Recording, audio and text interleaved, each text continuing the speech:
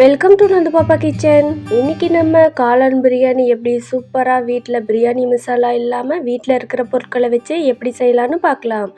வீடியோக்குள்ளே போகிறதுக்கு முன்னாடி நம்ம சேனலில் வந்து பாப்பா கிச்சனை சப்ஸ்கிரைப் பண்ணிக்கோங்க. பக்கத்தில் இருக்கிற பெல் ஐக்கானையும் கிளிக் பண்ணிக்கோங்க. இப்போ இந்த ரெசிபி பண்ணுறதுக்கு நான் இங்கே ஒரு டப்பா காளான் எடுத்துருக்குறேங்க. எடுத்து வச்ச காளானை நல்லா கழுவிக்கலாங்க. அதில் மண் தூசி எல்லாம் இருக்கும். நல்லா கழுவிட்டு பெரிய பெரிய காளானாக இருக்கிறதெல்லாம் ரெண்டாக கட் பண்ணி வச்சுக்கலாம். கட் பண்ணி வச்சுட்டு எடுத்து வச்சுக்கலாங்க. எடுத்துட்டு நான் கெட்டியான தயிராக 3 ஸ்பூன் சேர்த்துருக்குறேங்க. தயிர் சேர்த்ததுக்கப்புறமா கல்லுப்பு 1 ஸ்பூன் சேர்த்துருக்குறேன். அதுக்கு பிறகு தனி மிளகாய்த்தூள் 1 ஸ்பூன் சேர்த்துருக்குறேங்க. மஞ்சள் தூள் 1 ஸ்பூன், மல்லித்தூள் 1 ஸ்பூன் அளவுக்கு சேர்த்துருக்குறேன். இது எல்லாத்தையும் சேர்த்ததுக்கு பிறகு நல்லா மிக்ஸ் ஆகிற மாதிரி கையில் பிணைஞ்சு விட்டுறலாங்க. இது நல்லா காளான்லாம் நல்லா மிக்ஸ் ஆகணும். அந்த அளவுக்கு நல்லா பிணைஞ்சு விட்டுறலாம். இது ஒரு அரை மணி நேரம் நல்லா ஊறட்டுங்க. அதுக்கப்புறமா நம்ம பிரியாணி மசாலாலாம் அரைச்சிக்கலாங்க. பட்டை 1 துண்டு, அன்னாச்சி மொக்கு 2 அன்னாச்சி மொக்கு, 3 ஏலக்காய், கொஞ்சமாக கல்பாசி, 1 ஸ்பூன் ஜீரகம், 1 ஸ்பூன் சோம்பு, 4 கிராம்பு, 2 மராட்டி மொக்கு, 2 பிரியாணி இலை. இது எல்லாத்தையும் நல்லா பொடி பண்ணி எடுத்துகிட்டு வந்துடலாங்க. நீங்கள் பிரியாணி இலையெல்லாம் கொஞ்சம் கரெக்டாக சேர்த்துக்கணும். கல்பாசி, பிரியாணி இலை ரொம்ப அளவுக்கு அதிகமாக சேர்த்துட்டிங்கன்னா ஒரு மாதிரி கசப்புத்தன்மை வந்துடுங்க. அதனால் அதனுடைய அளவை கரெக்டாக சேர்த்திக்கோங்க. அதெல்லாம் அரைச்சிட்டு வந்ததுக்கப்புறமா ஸ்டவ் ஆன் பண்ணி குக்கர் வச்சுட்டு நான் 3 ஸ்பூனுக்கு மேலே எண்ணெய் விட்டுருக்குறேங்க. நான் டம்ளர்லேயே ஒரு 3/4 டம்ளர் அளவுக்கு ஊற்றிருக்கிறேன். ஊற்றிட்டு 3 பெரிய வெங்காயம் நீல வாக்கில் கட் பண்ணி வச்சுருக்கிறேன். அதையும் இதில் சேர்த்துக்கலாம். சேர்த்துட்டு வெங்காயம் நல்லா பொரிஞ்சு வர மாதிரி பார்த்துக்கோங்க.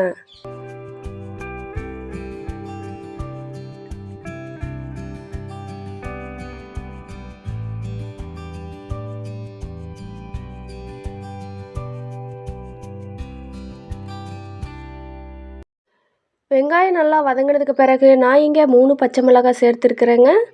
2ஆக கட் பண்ணிவிட்டு சேர்த்துருக்குறேன். நம்ம ஏற்கனவே காளானில் காரத்துக்காக கலருக்காகவும் மிளகாய்த்தூள் தனி மிளகாய்த்தூள் சேர்த்துருக்குறேங்க. அதனால் நான் 3 பச்சை மிளகாய் சேர்த்துருக்குறேன். நீங்கள் நல்லா காரம் சாப்பிடுவீங்க அப்படின்னா பச்சை மிளகாயோட அளவை அதிகப்படுத்திக்கலாம். அதுக்கு பிறகு இஞ்சி பூண்டு பேஸ்ட்டு சேர்த்துக்கலாங்க. நான் 1/2 ஸ்பூன் இஞ்சி பூண்டு பேஸ்ட் சேர்த்துருக்குறேங்க. அதையும் எண்ணெயில் நல்லா பொரியிற மாதிரி பார்த்துக்கோங்க. இஞ்சி பூண்டோட பச்சை வாசனையெல்லாம் போகிற மாதிரி நல்லா எண்ணெயிலேயே வதக்கி விட்டுக்கலாம்.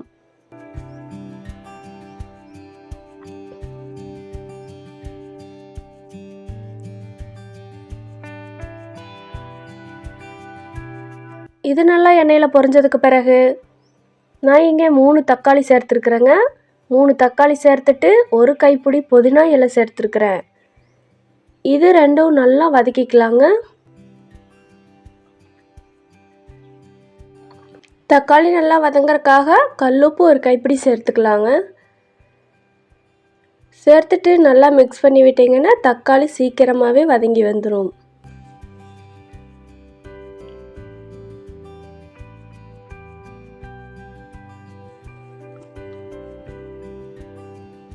அதுக்கு பிறகு நம்ம மிக்ஸி ஜாரில் அரைச்சி வச்சுருந்தோம்ல அந்த மசாலாஸ் எல்லாம் இதில் சேர்த்துக்கலாம்.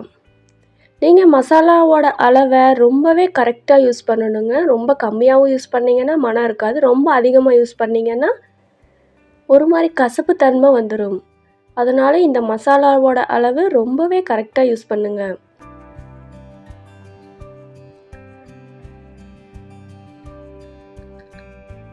இது நல்லா ஓரளவு இந்த மாதிரி மசிஞ்சு வந்ததுக்கப்புறமா நம்ம கலக்கி வச்சுருந்தோம்ல காளான், அதை இதில் சேர்த்துக்கலாம்.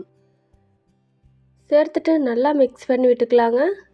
2-3 நிமிஷத்துக்கு இந்த காளான் நல்லா கலக்கி விட்டதுக்கப்புறமா ஓரளவுக்கு நல்லா எண்ணெய் பிரிஞ்சு வதங்கி வருங்க. வதங்கி வந்ததுக்கப்புறமா நம்ம எடுத்து வச்சு ஊற வச்சுருக்கிறோம்ல அரிசி, அதை இதில் சேர்த்துக்கலாம். நான் டம்ளரில் 2 டம்ளர் அளவு அரிசியை நல்லா கழுவிட்டு ஒரு 1/4 மணி நேரம் நல்லா ஊற வச்சுருக்குறேங்க. அந்த அரிசியை இதில் சேர்த்துக்கலாம். அரிசியை முழுமையாக சேர்த்ததுக்கு பிறகு 2 டம்ளர் அரிசிக்கு நான் 4 டம்ளர் தண்ணி எடுத்துக்கிறேங்க. ரொம்ப பழைய அரிசியாக இருந்தால் மட்டும்தான் சாப்பாடு கொஞ்சம் உதிரி உதிரியாக வரும். புது அரிசி அப்படிங்கும்போது நீங்கள் தண்ணியோட அளவை கொஞ்சம் கம்மிப்படுத்திக்கலாம். தண்ணி ஊற்றிட்டு நல்லா மிக்ஸ் பண்ணி விட்டுக்கலாங்க. இது ஒரு 2 நிமிஷம் நல்லா கொதி வரட்டும். இது போல் நல்லா கொதி வந்ததுக்கு பிறகு உப்பு கரெக்டாக இருக்கா அப்படின்ட்டு செக் பண்ணி பார்த்துக்கோங்க. உப்பு காரம் எல்லாம் கரெக்டாக இருக்கான்னு. 1 ஸ்பூன் நெய் மேலேயே விட்டுக்கலாங்க. நெய் மேலே விட்டதுக்கப்புறமா கலக்கி விட்டுட்டு மூடி போட்டு மூடிடலாம்.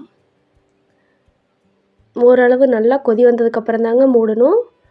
இது போல் நல்லா கொதிச்சதுக்கப்புறமா நம்ம மூடி போட்டு மூடிட்டு 2 விசில் விட்டுக்கலாங்க. 2 விசில் விட்டதுக்கப்புறமா ப்ரெஷரெல்லாம் தானாக ரிலீஸ் ஆனதுக்கப்புறமா ஓப்பன் பண்ணி பார்த்தீங்கன்னா நம்மளோட காளான் பிரியாணி சூப்பராக ரெடி ஆயிரும். இதில் நம்ம பிரியாணி மசாலா எதுவுமே நம்ம சேர்க்கலைங்க. பட்டை, கிராம்பு, அன்னாசி மொக்கு இதெல்லாம் வந்து நம்மளே அரைச்சி போட்டதாங்க. கடையில் வாங்கின பிரியாணி மசாலா நம்ம எதுவுமே சேர்க்கலை. இது போல் நீங்களும் வீட்டில் ட்ரை பண்ணி பார்த்துட்டு எப்படி இருந்துச்சுன்னு சொல்லி கமெண்ட் பண்ணுங்கள். இது போன்ற மேலும் வீடியோக்களுக்கு நந்து பாப்பா கிச்சன் சேனலை லைக் பண்ணி ஷேர் பண்ணி சப்ஸ்கிரைப் பண்ணிடுங்க.